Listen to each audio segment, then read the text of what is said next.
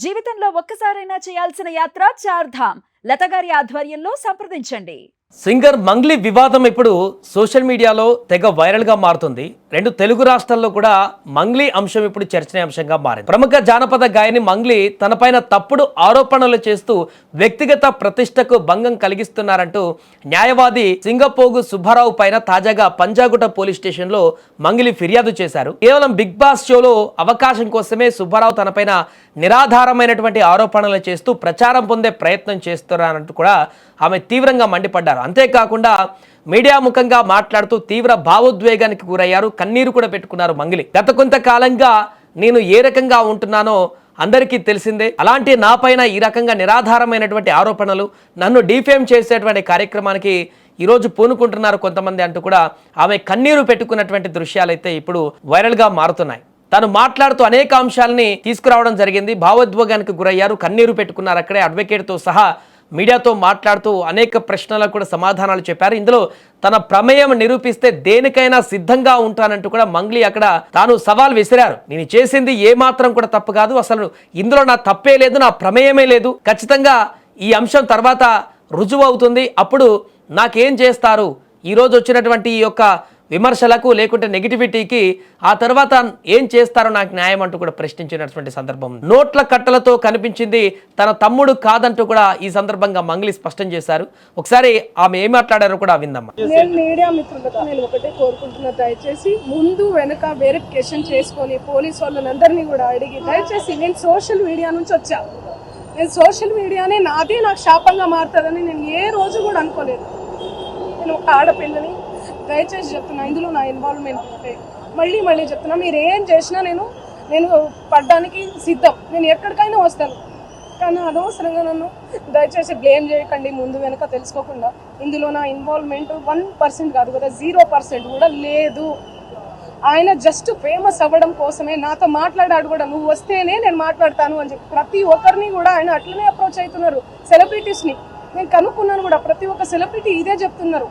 అదే తీవ్ర భావోద్వేగానికి గురైనటువంటి మంగ్లీ కన్నీరు పెడుతూ తను ఏడుస్తూ ఈ యొక్క ఆరోపణలు, వస్తున్నటువంటి నెగిటివిటీ, జరుగుతున్నటువంటి పరిణామాలన్నింటిపైన కూడా మాట్లాడడం జరిగింది మీడియా ముఖంగా.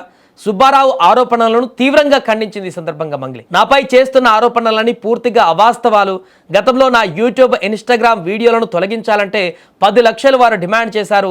నేను డబ్బులు ఇవ్వకపోవడంతోనే నా పైన కక్ష కట్టి ఇలాంటి నీచమైన ప్రచారానికి దిగారు అంటూ కూడా మంగ్లీ ఆరోపించారు. అంతేకాకుండా కొద్ది రోజుల క్రితం ఆ న్యాయవాది Subbarao singer Mangli micro finance పేరుతో అమాయక ప్రజల నుంచి సుమారు 10 కోట్లు వసూలు చేసి మోసం చేశారని ఆరోపిస్తూ పంజాగుట్ట పోలీసులకు ఫిర్యాదు చేశారు.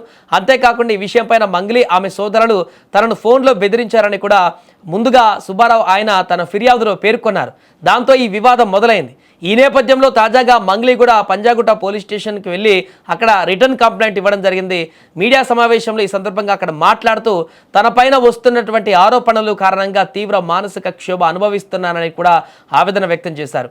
ఎక్కడ చూసినా కూడా మంగ్లీ అంటూ ఈ నెగిటివిటీని ఎందుకు ఇంత సెన్సేషనల్ చేస్తున్నారంటూ కూడా సోషల్ మీడియాలో తన ఆవేదనను వ్యక్తపరుచుకున్నారు. ఇదే పరిస్థితి అంటే నా మంచి పనులను ఎవరు గుర్తించారు, ఇదే పరిస్థితి మీ ఇంట్లో ఎవరికైనా వస్తే మీరు తట్టుకోగలరా అంటూ కూడా నా ఫోటోలు చాలామంది తనతో ఫోటోలు దిగుతారు, ఎవరో చేసిన తప్పులకు నన్ను బాధ్యురాలని చేయడం ఎంతవరకు సమంజసం అంటూ కూడా ఆమె ప్రశ్నించడం జరిగింది.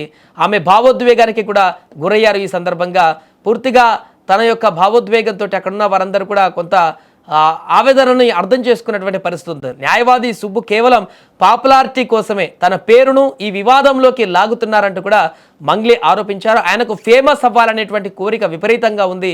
వచ్చే ఏడాది బిగ్ బాస్కు వెళతానని కూడా ఈ సందర్భంగా చాలాసార్లు ఆమెతో చెప్పినట్టుగా చెప్పారు. అంతేకాకుండా ఒక యాంకర్ అంటే కూడా క్రష్ అంటూ కూడా ఆయన పదే చెప్పేవారు అంటూ కూడా ఈ సందర్భంగా మంగ్లీ చెప్పారు.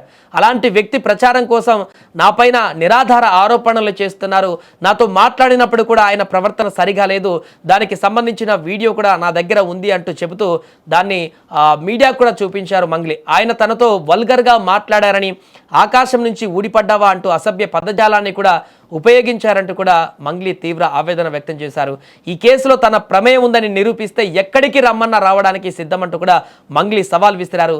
నా ప్రమేయం లేదని తేలితే ఆరోపణలు చేసిన సుబ్బును మీరేం చేస్తారో నాకు మాట ఇవ్వాలంటూ కూడా తను ఆవేదనకు గురైనటువంటి పరిస్థితి. తాను వృత్తిపరంగా ఎంతో బిజీగా ఉన్నానని, ఇటీవలే కర్ణాటకలోని శ్రీదత్త యూనివర్సిటీలో ప్రదర్శన ఇచ్చి వచ్చానని, తన ఇన్స్టాగ్రామ్ అప్డేట్స్ చూస్తే తన పని ఏంటో తెలుస్తుందంటూ కూడా అన్నారు.